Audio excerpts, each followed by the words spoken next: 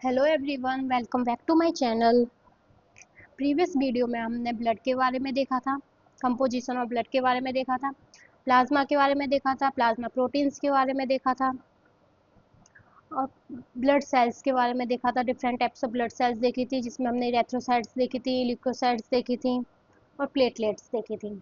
इस वीडियो में हम ब्लड ग्रुप डिस्कस करेंगे, एबीओ ब्लड ग्रुपिंग डिस्कस करेंगे, ट्रांसफ्यूजन रिएक्शंस डिस्कस करेंगे, आरएच ब्लड ग्रुपिंग डिस्कस करेंगे और special case of RH blood grouping का आता है इरेथ्रोब्लास्टोसिस फेटालिस, वो डिस्कस करेंगे, जो कि आपके लिए नीट के लिए और बोर्ड्स के लिए हेल्पफुल रहेगा।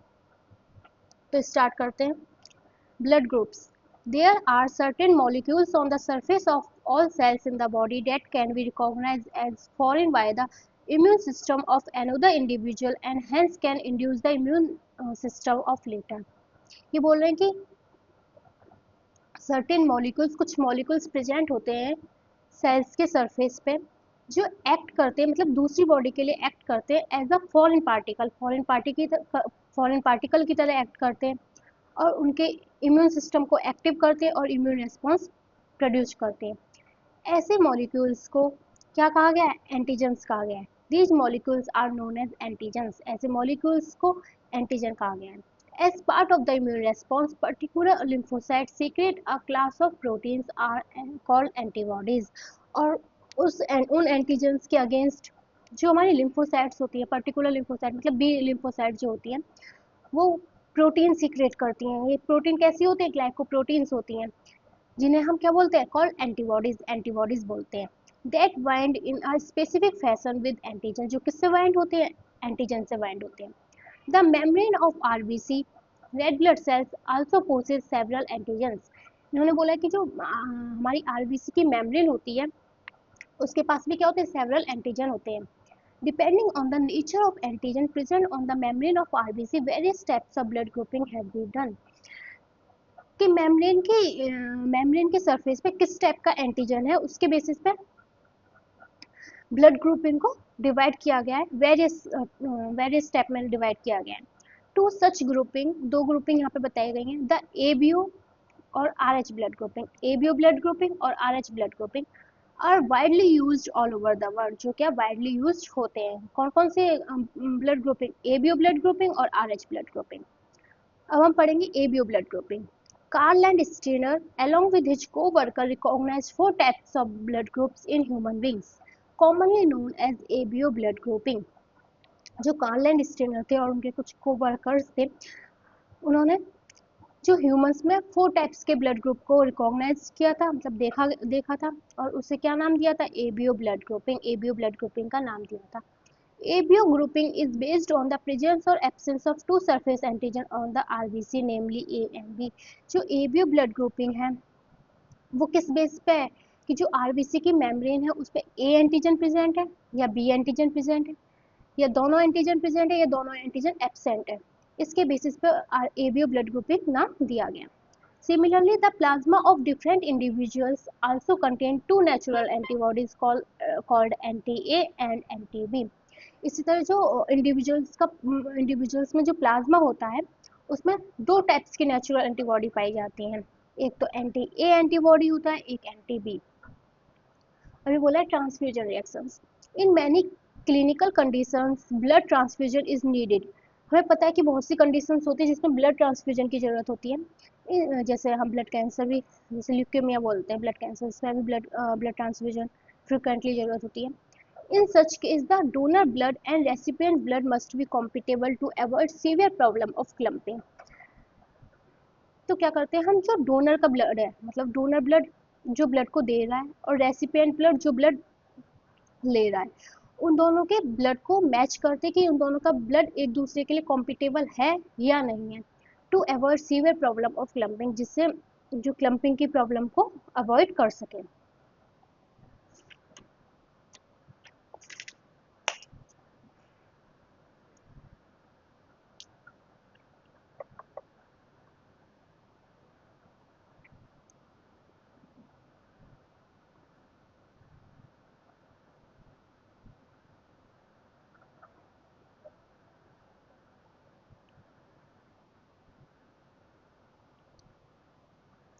A major cross match is made by mixing serum from the recipient with blood cells from the donor. ये मतलब ब्लड ट्रांसफ्यूजन से पहले एक क्रॉस मैच किया जाता है जिसमें हम रेसिपिएंट का तो सीरम देखते हैं और जो डोनर है उसकी ब्लड सेल्स देखते हैं. If the blood group do not match, अगर ब्लड ग्रुप मैच नहीं होते, फॉर एग्जांपल इन्होंने कुछ एग्जांपल दिया है कि कंडीशन बताइए कि अगर ब्लड ग्रुप मैच नहीं होते तो क्या करते हैं. इससे पहले हम कुछ टेबल से ब्लड ग्रुप के बारे में समझ लेते हैं. जैसे ये है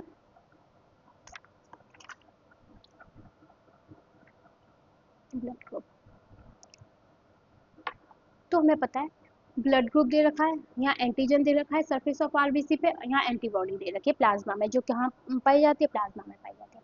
तो ए ब्लड ग्रुप, ऐसा इंडिविजुअल जिसका ब्लड ग्रुप ए है, उसके आरबीसी के सरफेस पे एंटीजन कौन सा होगा, ए होगा, और प्लाज्मा में एंटीबॉडी क्या होगी, बी एंटीबॉडी होगी. ए क्यों नहीं हो सकती, क्योंकि अगर ए एंटीबॉडी हुई तो वो ए एंटीजन को पे बाइंड अप होगी और क्लम्पिंग रिएक्शन शो करेगी. तो इंडिविजुअल मतलब एग्जिस्ट ही नहीं कर पाएगा. नेचुरल एंटीबॉडी कौन सी प्रेजेंट होती है, एंटी बी एंटीबॉडी प्रेजेंट होती है. Blood group B, B blood group है, सरफेस आरबीसी के सरफेस पे क्या होगा, बी एंटीजन होगा, और इसमें एंटीबॉडी को क्या होगी, anti A antibody. O blood group, O blood group का मतलब है ए एंटीजन भी नहीं होगा, बी एंटीजन भी नहीं होगा, मतलब नील, और ना ही ए एंटीजन है ना ही एंटीबॉडी. तो ना ही ए एंटीजन है ना ही बी एंटीजन है. तो एंटीबॉडी क्या होगी, तो एंटीबॉडी दोनों टाइप की एंटीबॉडी प्रेजेंट होगी, एंटी ए एंटीबॉडी भी प्रेजेंट होगी, एंटी बी एंटीबॉडी भी प्रेजेंट होगी. फिर आते हैं हम ए बी. ए बी में क्या होगा, ए एंटीजन भी होगा, बी एंटीजन भी होगा, दोनों प्रेजेंट होंगे, और जो एंटीबॉडी होगी वो नील होगी, एंटीबॉडी एक भी एंटीबॉडी नहीं प्रेजेंट होगी. अब हम ये देखेंगे कि जब भी हम मैच कराते हैं कि ये ब्लड ग्रुप ट्रांसफ्यूजन के लिए ठीक है या नहीं है, उससे पहले हम ये देखते हैं कि जो हम रेसिपिएंट मतलब ऐसा ब्लड ग्रुप जो मतलब रिसीव कर रहा है, रिसीव करने वाले का जो ब्लड है उसकी हम हमेशा एंटीबॉडी देखते हैं कि उसके प्लाज्मा में एंटीबॉडी कौन सी है, और जो ब्लड दे रहा है मतलब डोनर है उसका हम हमेशा एंटीजन देखते हैं, उसके आरबीसी की सरफेस पे कौन सा एंटीजन है. ठीक है, इतना हमें ये याद कर लेना है कि जब भी हम कोई क्रॉस मैच कराएंगे तो रेसिपिएंट के तो हम एंटीबॉडी देखेंगे और डोनर का हम हमेशा हम एंटीजन देखेंगे. तो फर्स्ट केस क्या है, केस ए, जिसमें रेसिपिएंट का ब्लड ग्रुप है वो ए है, रेसिपिएंट ब्लड ग्रुप ए है. तो हमें इससे हमें ए ब्लड ग्रुप से हमें दो चीज़ कॉन्क्लूड कर लेनी है कि इसमें एंटीजन ए प्रेजेंट होगा और एंटीबॉडी बी प्रेजेंट होगी. रेसिपिएंट का हम हमेशा क्या देखते हैं, एंटीबॉडी देखते हैं. अब हम देखेंगे कि इसमें इसके प्लाज्मा में एंटीबॉडी बी है, तो तो एंटीबॉडी अगर बी है तो बी एंटीजन नहीं आना चाहिए, बाकी कोई भी एंटीजन आ जाए बी एंटीजन नहीं आना चाहिए जिससे कि क्लम्पिंग शो हो. तो ए ब्लड ग्रुप वाला जिसके पास ए एंटीजन है तो वो दे सकता है क्योंकि इसके पास बी एंटीबॉडी है, कोई क्लम्पिंग नहीं होगा. बी वाला जिसके पास बी एंटीजन होता है वो नहीं दे सकता क्योंकि अगर बी वाले ने दिया तो उसके सरफेस पे बी एंटीजन होगा और यहाँ पे बी एंटीबॉडी है तो क्या शो कर जाएगा, क्लम्पिंग, जिससे कि डिस्ट्रक्शन ऑफ आरबीसी, आरबीसी का डिस्ट्रक्शन हो जाएगा. ए बी, ए बी में ए एंटीजन भी होगा बी एंटीजन भी होगा. अब ए एंटीजन है वो तो कोई दिक्कत नहीं है कि एंटीबॉडी बी है, लेकिन बी एंटीजन प्रेजेंट है तो ये बी एंटीबॉडी बी एंटीजन के संग क्या शो करेगा, क्लम्पिंग शो करेगा, आरबीसी का डिस्ट्रक्शन हो जाएगा, इसलिए ए बी भी नहीं दे सकता. ओ, ओ का मीन्स क्या है, जिसके पास कोई एंटीजन है ही नहीं. अब एंटीजन ही नहीं है तो एंटीबॉडी क्लम्पिंग किसके संग शो करेगा, तो वो भी सेफ है. अब केस टू, केस टू में हमने देखा B, B B blood group से हम दो चीज कंक्लूड कर देंगे कि एंटीजन क्या है, बी है, और एंटीबॉडी ए है. लेकिन हम रेसिपिएंट का हमेशा एंटीबॉडी देखते हैं, तो ए एंटीबॉडी है तो तो इसके पास क्या नहीं आना चाहिए, ए एंटीजन नहीं आना चाहिए. अब ए ब्लड ग्रुप वाला उसके पास ए एंटीजन होगा, और ए एंटीजन आ गया तो ये क्लम्पिंग शो कर देगा, तो ए वाला कभी भी डोनेट नहीं कर सकता. बी, बी के पास बी एंटीजन है, लेकिन यहाँ के सीरम में एंटीबॉडी ए है तो क्लम्पिंग शो करेगी ही नहीं. ए बी, ए बी में ए एंटीजन भी है बी एंटीजन भी है, तो यहाँ पे ए एंटीजन ए एंटीबॉडी के संग क्लम्पिंग शो करेगा, इसलिए ए भी नहीं हो सकता. ओ, ओ के पास कोई एंटीजन है ही नहीं तो वो ए एंटीबॉडी के संग क्लम्पिंग शो करेगा ही नहीं. तो इसलिए ओ भी दे सकता है। केस 3 ए बी, इसमें एंटीजन ए भी प्रेजेंट है और बी भी प्रेजेंट है और एंटीबॉडी कोई एंटीबॉडी प्रेजेंट नहीं है।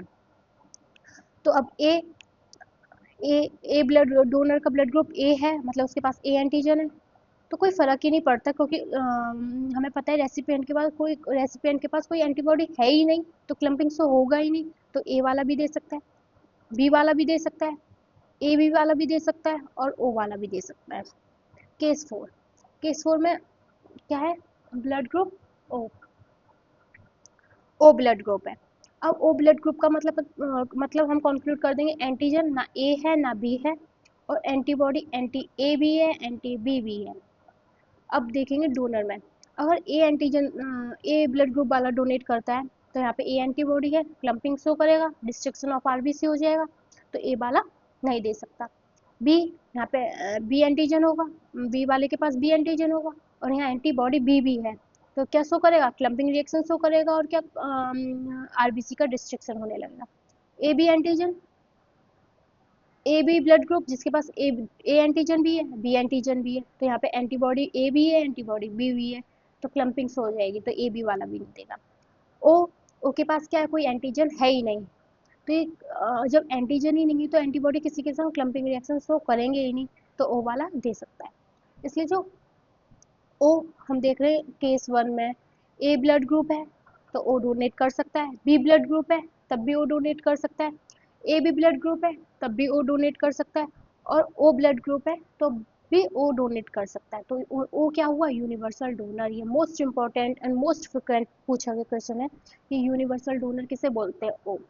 अब ए बी, अब हम ए बी ब्लड ग्रुप को देखेंगे, जो रेसिपिएंट का ब्लड ग्रुप ए बी है, तो ए बी ए से भी ले रहा है, बी से भी ले रहा है, ए बी से भी ले रहा है और ओ से भी, मतलब चारों ब्लड ग्रुप से ले रहा है ए बी, तो ए बी को हम क्या बोल देंगे, यूनिवर्सल रेसिपिएंट।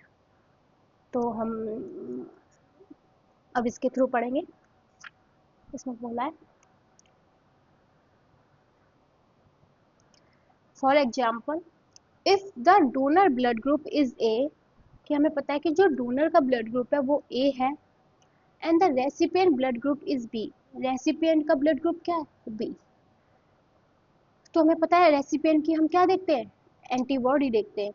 रेसिपिएंट का ब्लड ग्रुप बी है, मतलब बी एंटीजन है उसके पास और एंटीबॉडी क्या होगा, ए एंटीबॉडी होगा। Attach to the donor red blood cells, और अगर डोनर का ब्लड ग्रुप ए है तो उसकी रेड ब्लड सेल्स की सरफेस पर कौन सा एंटीजन होगा, ए एंटीजन होगा। तो क्या, जब ए एंटीजन ऑफ डोनर और ए एंटीबॉडी ऑफ रेसिपिएंट मिलेंगे तो क्या शो करेंगे, एनक्योज क्लम्पिंग शो करेंगे, जिसे क्लम्पिंग को क्या बोलते हैं, एग्लूटिनेशन भी बोलते हैं। Transfusion error that result in such agglutination can lead to blockage of small blood vessels and cause hemolysis। अब ये क्या करता है कि जब एग्लूटिनेशन होने लगता है, ब्रेकडाउन ऑफ आरबीसी का ब्रेकडाउन होने लगता है, तो ये स्मॉल ब्लड वेसल्स में ब्लॉकेज क्रिएट करता है और हीमोलाइसिस करता है, रैप्चर ऑफ आरबीसी का रैप्चर होने लगता है। Therefore, the blood of donor has to be carefully matched with the with the blood of recipient before any blood transfusion reaction. The donor compatibility is shown below। कि इस clumping और इस agglutination reaction से बचने के लिए क्या करते हैं हम, पहले डोनर का ब्लड ग्रुप और रेसिपिएंट का ब्लड ग्रुप आराम से मतलब पहले से मैच करते हैं कि ये एक दूसरे के कॉम्पिटेबल हैं या नहीं है। तो the donor compatibility is shown below, ये डोनर की कॉम्पिटेबिलिटी शो की गई है। हमें पता है ए ब्लड ग्रुप है, एंटीजन ए होगा, एंटीबॉडी प्लाज्मा में एंटी बी होगी, डोनर ए दे सकता है और ओ दे सकता है। बी, इसके पास बी एंटीजन होगा, एंटी ए एंटीबॉडी होगा और बी दे सकता है, ओ दे सकता है। ए बी, ए एंटीजन भी है, बी एंटीजन भी है और एंटीबॉडी निल है, ए बी भी दे सकता है, ए भी दे सकता है, बी भी दे सकता है, ओ भी दे सकता है। ओ के पास कोई एंटीजन नहीं है, इसे इसमें प्लाज्मा में antibody anti A anti B है और डोनर ग्रुप जी ओ। तो हम देख रहे हैं डोनर ओ ए वाले को भी दे रहा है, ओ बी वाले को भी दे रहा है, ओ ए बी वाले को भी दे रहा है, ओ को भी दे रहा है, तो ओ क्या हुआ, हमारा यूनिवर्सल डोनर हुआ। और हमें पता है ए वाला ए और ओ से ले रहा है, बी वाला बी और ओ से ले रहा है, ए बी वाला ए बी से भी ले रहा है, ए से भी ले रहा है, बी से भी ले रहा है, ओ से भी ले रहा है, तो ए बी को क्या बोलेंगे आप? Universal recipient.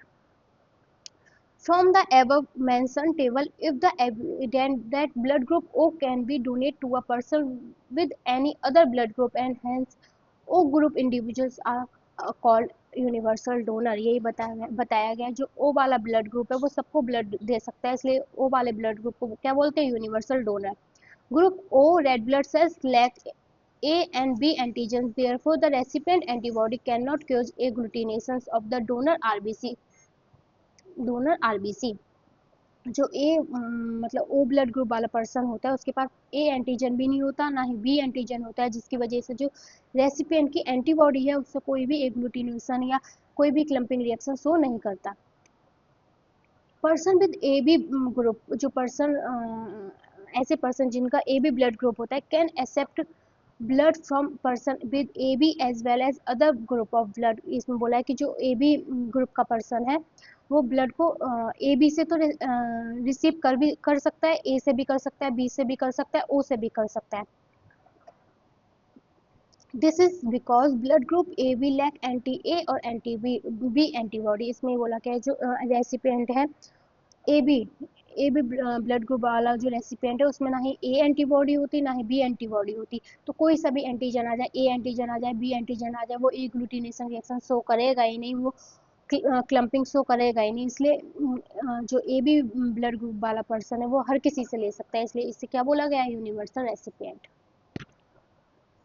अब हम पढ़ेंगे RH ब्लड ग्रुपिंग के बारे में.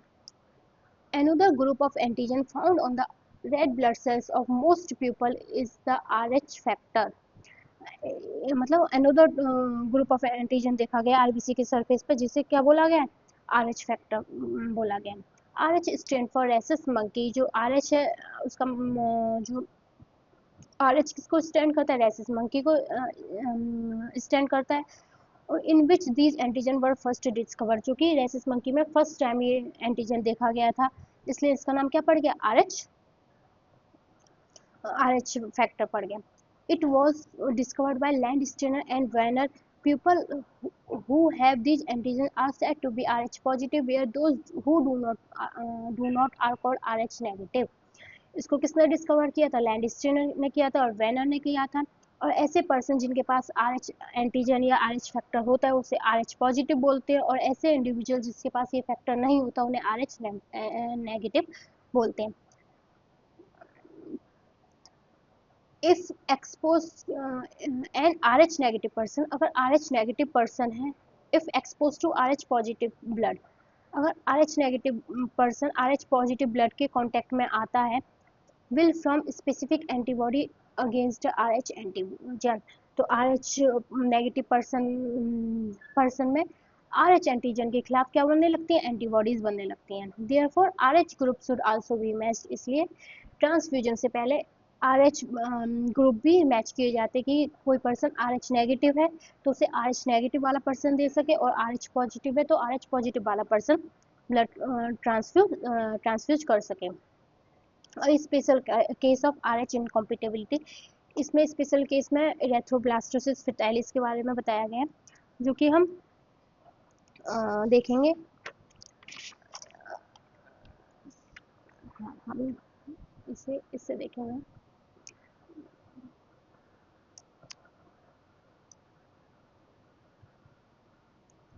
देखो क्या होता है. फर्स्ट प्रेगनेंसी के टाइम की बात है ये. जो मदर है वो RH नेगेटिव है तो उसके पास RH फैक्टर क्या होगा? एब्सेंट होगा. RH एंटीजन एब्सेंट होगा. और जो फीटस है वो क्या है? RH पॉजिटिव है, मतलब RH फैक्टर प्रेजेंट होगा और RH एंटीजन प्रेजेंट होगा. हमें पता है कि जो मदर का ब्लड और फीटस का ब्लड क्या होता है? सेपरेट होता है बाय द प्लेसेंटा और प्लेसेंटा बैरियर. प्लेसेंटा बैरियर या प्लेसेंटा के थ्रू क्या होता है? सेपरेट होता है, तो कोई मिक्सिंग ऑफ ब्लड नहीं होता. At the timing of first delivery tearing of placenta. First delivery के टाइम में क्या होता है? प्लेसेंटा का टीयरिंग होता है, मिक्सिंग ऑफ ब्लड एकर. तो कुछ मदर का ब्लड और जो फीटस का ब्लड क्या होने लगता है? मिक्स होने लगता है, मिक्स हो जाता है. Now mother become are H positive. अब मदर क्या हो गई, आर एच पॉजिटिव हो गई, क्योंकि जो फीटस के जो आर एच एंटी फीटस के ब्लड में जो आर एच एंटीजन थे वो मदर के ब्लड के साथ मिक्स हो गए, तो now mother become are H positive. अब मदर क्या हो गई, आर एच पॉजिटिव हो गई। अब मदर के पास भी क्या है, आर एच एंटीजन है, act as a foreign particle. अब ये एंटीजन जो आर एच एंटीजन है ये फीटस के मदर के खुद के तो नहीं है, तो ये कैसे एक्ट करेंगे, act as a foreign particle की तरह एक्ट करेंगे। तो अब जो मदर का इम्यून सिस्टम है क्या प्रोड्यूस करेगा, anti R H antibody, antibody produce करेगा किसके अगेंस्ट, आर एच फैक्टर के अगेंस्ट। और ये एंटीबॉडी क्या होती है, आईजीजी टाइप की एंटीबॉडी होती है, और ये वेरी स्मॉल एंटीबॉडी होती है। अब सेकंड प्रेगनेंसी में क्या होता है कि मदर के पास आईजीजी एंटीबॉडी है। अभी ये आईजीजी एंटीबॉडी प्लेसेंटा को क्रॉस कर लेती हैं और reaches R H positive foetus, जो मतलब सेकंड प्रेगनेंसी के टाइम में जो सेकंड फीटस था वो आर एच पॉजिटिव था। अब मदर ने आईजीजी एंटीबॉडी बनाई थी फर्स्ट प्रेगनेंसी के टाइम, तो उन एंटीबॉडी ने प्लेसेंटा को क्रॉस किया और क्या होने लगा, क्लम्पिंग स्टार्ट हो, मतलब R H antibody are H antigen से बाइंड अप हुई और उन्होंने क्या स्टार्ट कर दी, क्लम्पिंग स्टार्ट कर दी। क्लम्पिंग स्टार्ट कर दी, ब्रेक डाउन ऑफ आरबीसी। अब आरबीसी का ब्रेक डाउन होने लगा, ब्रेक डाउन होने लगा तो किडनी, तो हमारी किडनी स्टिमुलेट होती है, किडनी स्टिमुलेट होती है तो ये एक हार्मोन रिलीज करती है जिसे बोलते हैं इरेथ्रोपोइटिन हार्मोन। ये most important hormone erythropoietin hormone. ये इरेथ्रोपोइटिन हार्मोन है, ये क्या कर देता है, इरेथ्रोपोइसिस को इंक्रीज कर देता है, मतलब आरबीसी प्रोडक्शन को इंक्रीज कर देता है। अब बहुत सारी आरबीसी बनने लगती हैं, बहुत सारी आरबीसी बनने लगती हैं, तो ये आरबीसी कैसे रह जाती हैं, इमेच्योर रह जाती हैं, इमेच्योर रह जाती हैं। इनका डिग्रेडेशन हो जाता है कहाँ पे, स्प्लीन में डिग्रेडेशन हो जाता है और सीवियर एनीमिया, और फीटस को क्या हो जाता है, सीवियर एनीमिया होने लगता है। और हमें पता है जो आरबीसी का ब्रेक डाउन होता है तो उससे क्या बनता है, आरबीसी में क्या होता है, हीमोग्लोबिन, हीमोग्लोबिन हीम और ग्लोबिन से बना हुआ होता है, और इसमें जो हीम का ब्रेकडाउन किस में होता है, वाइल सॉर्ट्स है, वाइल पिगमेंट में होता है। तो ये वाइल पिगमेंट का एक्यूमुलेशन होने लगता है और जॉन्डिस हो जाता है, जॉन्डिस मतलब पीलिया भी होने लगता है। तो इस तो जो सीवियर एनीमिया हुआ, जॉन्डिस हुआ, तो इसे क्या बोल देते हैं, haemolytic disease of newborn, newborn की क्या, हीमोलाइटिक डिसीज। और इस कंडीशन को बोलते हैं इरेथ्रोब्लास्टोसिस फेटालिस, इरेथ्रोब्लास्टोसिस फेटालिस इस कंडीशन को बोलते हैं। और जो ये सीवियर एनीमिया, जॉन्डिस, जो फीटस को ये सारी डिसीज होती है उन्हें बोलते हैं हीमोलाइटिक डिसीज ऑफ न्यूबॉर्न। ठीक है, अब हम इसे इसमें पढ़ेंगे। A special case of RH incompatibility mismatching has been observed between the RH negative blood of a pregnant mother with RH positive blood of the fetus। इसमें बोला है कि जो मदर क्या है, RH नेगेटिव है, और जो फीटस है वो RH पॉजिटिव है। RH negative mother is not usually exposed to RH antigen of the fetus during the first pregnancy, as the fetal and maternal blood are normally kept when separated by the placenta variants। जो first pregnancy के time जो foetus का blood है वो maternal blood से क्या होता है, सेपरेट होता है बाय द प्लेसेंटा के through. However, at the time of birth, birth के टाइम में the first child, there is a possibility of exposure of the maternal blood to the small amount of RH positive blood from the fetus। क्या होता है कि birth के time में क्या होता है कि जो प्लेसेंटा होता है उसका टीयरिंग होने लगता है, और ये पॉसिबिलिटी होती है कि जो मदर फीटस का ब्लड है वो मदर के ब्लड से क्या हो जाए, मिक्स हो जाए। In such case, the mother start prepare antibody against RH antigen in her blood। फिर क्या होने लगता है, जो मदर का जो इम्यून सिस्टम होता है वो RH एंटीजन के अगेंस्ट क्या बनाने लगती है, एंटीबॉडी बनाने लगती है। These antibody could cross the placenta barriers in subsequent pregnancy and cause hemolysis of the Rh positive red blood cells of the fetus। और ये सेकंड प्रेगनेंसी के टाइम पे क्या होने लगता है, ये जो IgG एंटीबॉडी होती हैं ये प्लेसेंटा को क्रॉस करती हैं और ये फीटस के RH एंटीजन से बाइंड अप होती हैं और क्या करने लगते हैं, हेमोलाइसिस करने लगते हैं। This could be fatal this could be fatal to the foetus और could cure severe anaemia and jaundice. हमें पता है कि इससे क्या होने लगता है, आरबीसी का ब्रेक डाउन होने लगता है, फिर किडनी स्टिमुलेट होती है, किडनी इरेथ्रोपोइटिन रिलीज करती है जिससे इरेथ्रोपोइसिस बढ़ जाती है, इमेच्योर आरबीसी बनने लगती है, और ये इमेच्योर आरबीसी स्प्लीन में डिग्रेड होने लगती हैं और जिससे क्या होने लगता है, एनीमिया होने लगता है एंड जॉन्डिस होने लगता है। जो हम आरबीसी का ब्रेकडाउन होता है, उससे जॉन्डिस और एनीमिया होने लगता है, और इसको क्या बोलते हैं, haemolytic disease of newborn. Newborn में क्या है, हीमोलाइटिक डिसीज है। This condition is called erythroblastosis fetalis, और इस कंडीशन को बोलते हैं इरेथ्रोब्लास्टोसिस फेटालिस। ये मोस्ट इंपॉर्टेंट है, अक्सर इससे क्वेश्चन पूछा जाता है। Erythroblastosis fetalis can be prevent by injecting the RH negative mother with an antibody preparation, anti RH antibody against RH factor. कि इसका प्रिवेंशन क्या है कि फर्स्ट डिलीवरी के बाद, मतलब जैसे फर्स्ट डिलीवरी हुई उसके बाद तुरंत हम अगर RH नेगेटिव मदर को प्रिपेयर्ड एंटीबॉडी दे दें, तो जो मदर का इम्यून सिस्टम है वो IgG एंटीबॉडी नहीं बनाएगा। IgG एंटीबॉडी नहीं बनाएगा तो सेकंड प्रेगनेंसी के टाइम वो क्रॉस नहीं कर पाएंगी, तो ये कंडीशन होगी भी नहीं। तो इसका प्रिवेंशन क्या है कि फर्स्ट डिलीवरी के बाद इमीडिएटली हम क्या NTRH एंटीबॉडीज़ के इंजेक्शन अगर हम मदर को दे देते हैं, तो ये इस कंडीशन से इस कंडीशन को प्रिवेंट किया जा सकता है। तो आज हमने पढ़ा blood group, ABO blood grouping, transfusion reaction, RH blood grouping, RH incompatibility, erythroblastosis fetalis. आज के लिए बस इतना ही। नेक्स्ट वीडियो में हम पढ़ेंगे coagulation of blood, mechanism of blood coagulation. अगर वीडियो आपको अच्छी लगी हो तो लाइक करें, सब्सक्राइब करें। Thanks for watching.